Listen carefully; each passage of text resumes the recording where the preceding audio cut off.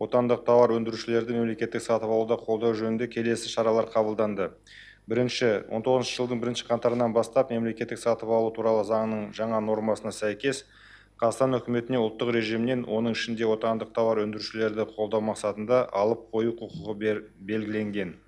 Осы мақсатта үкіметтің қаулысымен ұлттық режимнен 2 жыл мерзімге 3 тауар позициясы бойынша алып қою бекітілген. Олар автокөлік, трансформаторлар және кабельдік өнім. Екінші, ағымдағы жылдың шілдесінде мемлекеттік сатып алу веб-порталында тапсырыс берушілер мен өнім берушілерге тауарлардың шығуы туралы сертификаттарды, оның ішінде СТКЗ сертификаттарын енгізбей, актіге қол қоюға мүмкіндік бермейтін форматтық логистикалық бақылау орнатылған.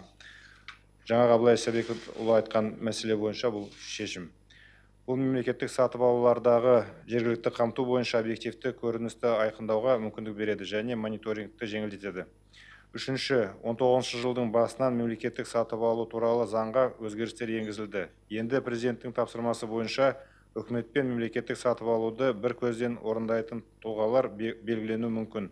Бұл норма ұлттық режимнен алу мақсатында қолдануы мүмкін. Осы норманың шеңберінде Түркістан қаласында объектілердің құрылысы жүріп жатыр. Бұл ретте үкімет қаулысымен анықталған 145 тұлғалар қазақстандық компаниялар болып табылады. Әкімдіктер бұл тұлғалардың Қазақстанда өндірілген құрылыс материалдарын қолдануын қадағалау керек. Төртінші, 19 жылғы 1 шілдеден бастап жиһаз өнімдері мен жеңіл өнеркәсіп тауарларының мемлекеттік сатып алу индустриалдық сертификаттың болуы негізгі критерий қолдана отырып, алдын ала біліктілік іріктеу арқылы отандық тауар өндірушілер арасында ғана жүргізіледі. Портал тапсырыс берушілерге бұл тауарларды басқа тәсілмен сатып алуға жол бермейді. Сонымен қатар, ол өнім берушіден автоматты режимде индустриалдық сертификатты және СТКЗ сертификатын талап етеді. Бесінші, құрылыс саласындағы және жобалау сметалық құжаттама әзірлеу бойынша жұмыстарды сатып алу туралы үлгілік шарттар әзірленді. Оның шеңберінде 2019 жылдың 1 шілдесінен бастап құрылыс бойынша жұмыстарды сатып алуда тек отандық тауар өндірушілер тізіліміне енгізілген құрылыс материалдары пайдаланылады.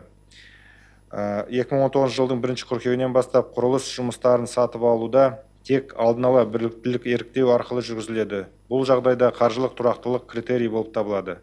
20 жылдың 1 қаңтарынан бастап мемлекеттік сатып алуларда ақпараттандыру объектілерін, сондай-ақ бағдарламалық қамтылым мен электрондық өнеркәсіп өнімдерін шығару және дамыту бойынша осыған ұқсас қолдау шаралары көзделген. Тек отандық әзірлеушілер енетін сенім білдірілген өнім тізіліміне болуы алдын ала біліктілік іріктеуге кірудің негізгі критерий болып табылады. Жетінші, квазимемлекеттік сектордың сатып алу бойынша дәл осындай шараларды қабылдану жоспарланып отыр. 8-ші, мемлекет басшысының тапсырмасын орындау аясында 20 жылдан бастап пилоттық режимде барлық мемлекеттік сатып алуларды бірыңғай ұйымдастырушыларға тиісті деңгейде беруді көздейтін мемлекеттік сатып алуды орталықтандыру енгізіледі. Пилоттан кейін бұл модель бүкіл республикада қолданылатын болады. Нәтижесінде ұйымдастырушылар саны едәуір төмендейді. Әкімшілендіру жеңілдетіледі. Сонымен бірге бұл мемлекеттік сатып алудағы жергілікті қамтуды тиімді реттеуге мүмкіндік береді.